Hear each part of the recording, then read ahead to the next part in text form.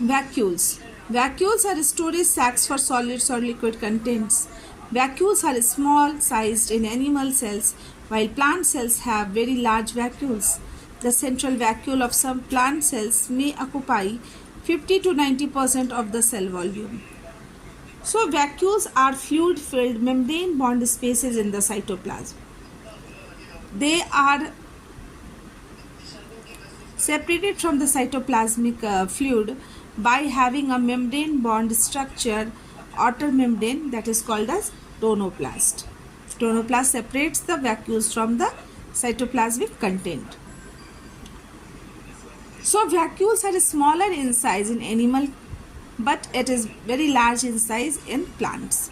It occupies 50 to 90% of the cell volume, as it has so much of waste products as well as some other excess amount of food materials. The vacuole is filled with cell sap. Cell sap means whatever the content present inside the vacuole is called as cell sap. So it is consists of cell sap, which is watery solution rich in sugar, amino acid, proteins, minerals and metabolic wastes. Together they are called as cell sap.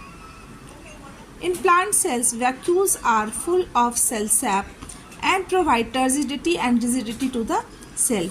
So, in plants, the vacuole occur the central position having a large size, and it contains cell sap which provide rigidity and turgidity to the cell. Many substances of importance in the life of the plant cell are stored in vacuoles. These include amino acids, sugar, various organic acids and some proteins. In single-celled organisms like amoeba, the food vacuole contains the food items like the amoeba has consumed.